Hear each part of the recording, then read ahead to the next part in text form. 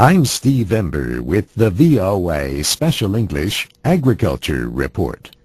Farmers usually have to destroy all of their chickens and other birds if a case of bird flu is found. Then they face another difficult decision: what to do with the remains. Some farmers choose composting. They avoid the danger of transporting infected birds, the cost of burning them, and the risk that burial could pollute groundwater. Composting uses the natural action of microorganisms to break down organic materials. Many agricultural extension services explain ways to compost animal remains. Composting must be carefully controlled. The balance of carbon and nitrogen is very important. A correct nutrient balance requires extra material like dry grass or pieces of wood. These materials are called bulking agents. Also, the compost must hold the right amount of water.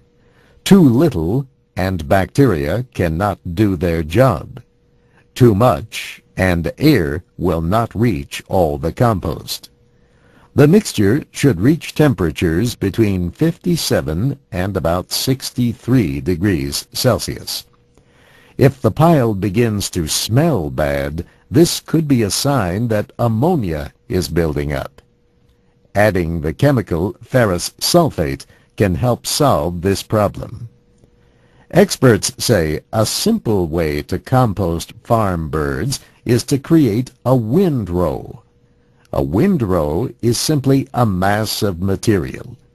It should be 3 to 4 meters wide and about 2 meters high. It can be as long as space permits. A windrow this size should contain 3 levels of birds placed between layers of bulking agent. Windrows should not be near homes, animal shelters, or water resources. Experts say 1,000 birds weighing a little over 1 kilogram each would need about 10 cubic meters of bulking material. The material should be placed loosely so air can pass through it. The windrow should take about 1 week to reach a high temperature. After another week to 10 days, the temperature will begin to drop. At this point, the windrow must be turned. Turn all the material completely. If it is too dry, add water. If it is too wet, add more bulking agent. Completely bury any bird remains that might be uncovered. Experts say that after about 3 to 4 weeks more, the compost should be ready to use as fertilizer. This VOA Special English Agriculture Report was written by Mario Ritter.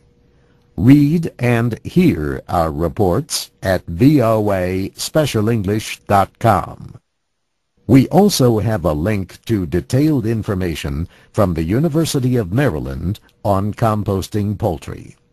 I'm Steve Ember.